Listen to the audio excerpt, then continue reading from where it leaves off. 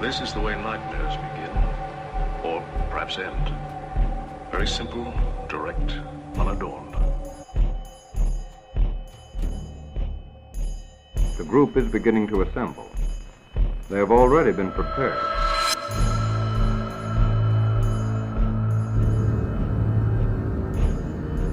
It is happening again. It is happening again. Hello everyone, and thank you so much for joining me in the videotape story vault. I got another good one for you. Get used to me saying I got another good one for you, because it's fucking bangers only around here. This time round, I'm reading a story that I sort of wrote as revenge in a kind of way, as petty as that may seem. I've been in the hotel industry my entire life, and this one motherfucker inspired this short story. So, wherever you are today, I hope you burn in hell. This is a story called Night Swimming, and I hope you enjoy. Michael woke to the sound of his ancient alarm clock's monotone screech, wearing a tired scowl. Squinting without his glasses, he thumped the snooze button with a groan. He had slept terribly, distracted by the rush of vehicles outside his window and the pain forever lingering in his joints.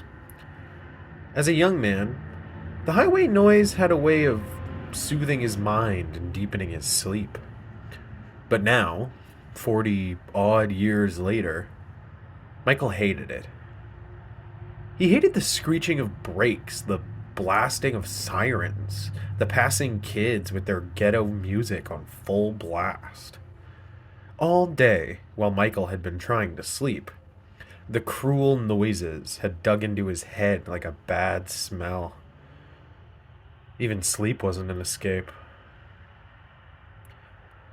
Michael lay in his bed, alone and bitter. As a wailing siren passed his apartment like a phantom, Michael got to his feet and headed for the bathroom.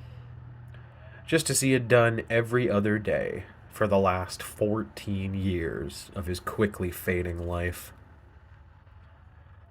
Picking the yellow underwear out of his ass, Michael stumbled toward the toilet with a groan. His uniform, a robin's egg blue button-up shirt and black dress pants, hangs from the bathroom door behind him like a corpse as he begins his morning routine. Before sliding into the work shirt, Michael spritzes himself with a travel-sized bottle of cologne. Next comes the pants, a process just as lengthy and unsatisfying as his morning's piss. The arthritis is the worst of it. The warped, rough fumbling of hands over each button. Pretty soon, Michael guessed he would need someone to come and wipe his ass for him. Eventually, he stood in front of his mirror ready for work. His buttons were straight, the pants weren't too high, and Michael looked good. Not great, Michael admitted to himself, but good enough. Satisfied, Michael wandered towards the kitchen in search of coffee and a bran muffin. On his way out of the building and out into the parking lot, Michael couldn't help but think of the new front desk boy. An acne-riddled ginger coming in at a whopping 6'3", Michael had already found plenty about the boy he hated. For one thing, the kid always showed up late. Whether he worked at 7 a.m. or 3 p.m., Gavin took a cab to work instead of a city bus. He had only been there for about 2 weeks, but in that time, Michael guessed the kid had probably spent half his paycheck on cab fare. Probably lives with his parents, Michael decided as he weaved lazily through the late-night traffic. The kind of parents who want to forget he exists at all. Perhaps because of his living situation, Gavin was also lazy. He cut corners, he tuned you out when you spoke, and more than once, Michael had caught him listening to music with both earbuds dangling from his stupid ginger ears. All Gavin was missing to complete his total dipshit aesthetic was a long stream of lazy drool. Maybe a nice circular piss stain in the center of his pants. The thought made Michael smile. Compared to Gavin's stupid little startled face when he had finally scolded the kid, the sound of traffic barely bothered him in the slightest. As he waited for the light to change, Michael pushed the thoughts of the kid away. "Cross that bridge when we get to it," he assured himself weakly. Michael was barely halfway there, but Gavin kept creeping into his thoughts like a splinter as he cruised closer to the hotel. Michael turned on the radio, eager for a distraction.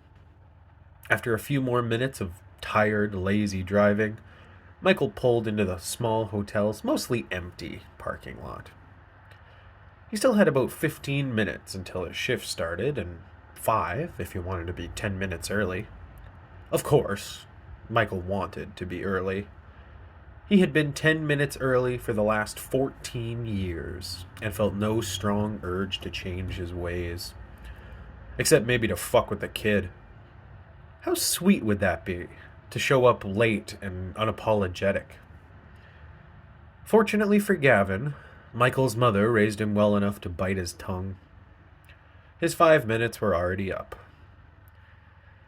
Taking in a large breath, Michael headed through the sliding automatic doors and into the lobby of the well-lit hotel. Overhead, twin chandeliers cast unforgiving white light onto the red carpet and shiny front desk below. The lobby, far bigger than it needed to be, was completely empty except for Gavin. Instead of standing behind a computer, ready to help, the kid was sitting in the corner with his head down. At the sound of the automatic doors, Gavin got to his feet awkwardly. It was no real secret how Michael felt about him. "Hey!" Gavin greeted him casually, as if Michael didn't hate him. "Good evening, Gavin," Michael said, sounding cold and disinterested. The kid was used to this by now. "Pretty quiet night. Everyone's checked in already, and all the tills balance," Gavin explained as Michael removed his brown corduroy jacket. Michael nodded impatiently as the kid rambled on. "Just another day in paradise," Gavin finished with a forced laugh. Michael smiled at the kid weakly. Without saying a word, a few more minutes, and the little shit would be gone. Quickly and easily, Michael counted the cash, moving the larger bills into the safe before returning to the front desk. Gavin, hanging around him like a mosquito, was itching to begin his walk home. Suddenly, just as Michael finished logging into the office computer, the kid gasped. "Oh shit, that's right! I almost forgot to tell you," Gavin blurted. "Guess what happened last night while you were off?" The kid asked him as if they were friends. Taken aback by the sudden warmth, Michael simply shrugged. He hadn't read last night's logbook yet, and hadn't the faintest idea what Gavin might be talking about. "Skinny dippers. No shit. Tonya saw them on the cameras and chased him out right around 2 a.m. Maybe I should start working a little audit, huh?" Gavin laughed, the sound of him disgusted Michael hypocritically. He sort of wished he had been there himself. Not that Michael hadn't dealt with skinny dippers before. Michael smiled, to the surprise and delight of the ginger giant standing beside him. "Tonya wasn't so excited, I'll tell you that," the kid explained with a grin. They shared a short laugh before Gavin excused himself and headed home. Michael barely noticed him as he went, lost in a memory. The year is 1994, in a different city and a different hotel. Here, the carpet is green and the front desk is jet black. Overhead, no chandeliers hang, Instead, the room is lit by soft yellow pot lights mounted into the ceiling. Next to the front desk, the Elk Lodge Steakhouse murmurs with a steady flow of customers. Instead of chlorine, the air smells faintly of home-cooked heaven. To the left of the desk, like an indoor forest, sits a small, square courtyard full of lush indoor plants. In the center of this courtyard, surrounded by guest rooms on all sides, sits a small indoor pool like a jungle oasis. The fence surrounding said pool is no less than 3 feet tall. It's almost surprising, Michael will think when it's far too late, that nobody else had snuck in while he was working. The night Michael will regret for the rest of his life begins like any other graveyard shift.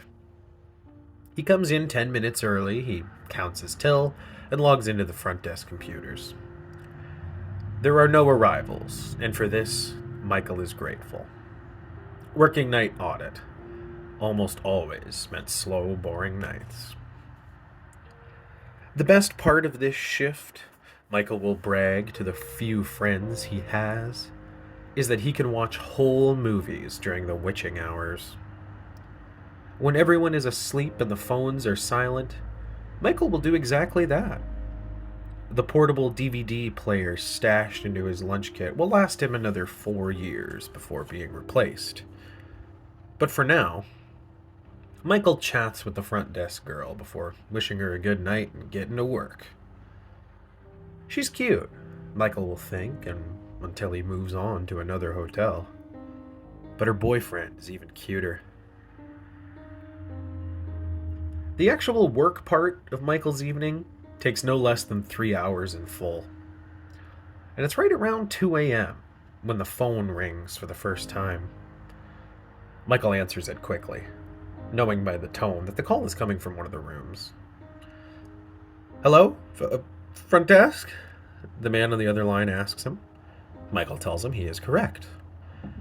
"Yeah, looks like people are, well, skinny dipping in the pool," the man says, sounding uncertain. Michael informs him that he would be happy to go and take a look for himself. After hanging up the phone gently, Michael grabs his flashlight and heads for the pool. On his hip, the front desk keys jingle like spurs as he walks down the short hallway. He doesn't turn his flashlight on. Not at first. Instead, he simply follows the sound of splashing and hushed laughter. In the dark, it's hard to tell exactly what Michael is looking at. Finding a prime position, he turns on the flashlight for the first time and sees things as they are. Swimming around the pool like stoned seals, 2 men and 2 women cringe away from the bright flashlight beam. Floating near the edge of the pool, a blonde covers her breasts with her crossed arms. "Stop it, man, stop!" the blonde whines, sounding pouty. She sure got shy quick, Michael thinks to himself, uncompromising with his steady use of the flashlight. As a group, they tell Michael to leave them alone and that they will go back to their rooms now. Not a stupid man. Michael doesn't buy it for a second. Standing tall and silent, he watches them climb out of the pool and back towards the fence. They all cover themselves as best they can, but Michael sees it all and wants it all. A pansexual to the very soul, Michael never really preferred one or the other. That being said, given his pick of the 4, Michael would have chosen the blonde. Once they all climb out of the pool, they make their way towards the pool's small fence like apes. Michael tells them over and over again that he won't get them in trouble for this as they do so. Soon enough, they believe him. dripping and beautiful, stupid and perfect. Michael watches each of them climb their climb and follows them back to their nearby room. He could be wrong, but Michael swears the blonde wants him to follow her. Some part of her, Michael knows, wants him to see her like this. Maybe all of them do. As the naked crew shuffles back into room 113 like scolded children onto a school bus, the blonde stops herself for just a moment. She locks eyes with Michael, and Michael can feel the light pressure of a blooming erection. "What time are you off?" she asks without letting Michael answer. Maybe a joke, maybe not. "You should come by the room," she teases with a sexy smile. Michael tells her that he will, sounding more certain than he feels. When the time finally comes and Michael finishes his shift, he heads towards room 113 nervously. Michael has never been to an orgy before. Can you call 2 girls and 3 guys an orgy? Michael wonders. Is that any better? Working his way through the courtyard, Michael freezes outside the door to room 113. From what he can hear, the TV is on and everyone is still awake and laughing. Through a small crack in the curtain, Michael can see them sprawled around the room in nothing but towels and bathrobes. More than anything, Michael wants to knock on the door and slip inside. To be part of their fun and their family. To get high and get fucked. But Michael is scared. Amping himself up the best he can, Michael walked a small loop of the courtyard. Just fucking do it, you chicken shit pussy. Do it, do it, do it, do it. Just knock on the fucking... Michael dashed away from the door quickly and out of the building's rear entrance. Chicken shit pussy, he scolded himself as he walked towards his small car. All the sexual freedom he could have ever wanted had just slipped through his fingers like fine sand. Had he really thought that they would wait for him? The tragedy of it all was, Michael had expected exactly that. And for the rest of his life, Michael would think about that night. About those pale, naked angels slowly climbing out of the pool and into forever. He could have joined them.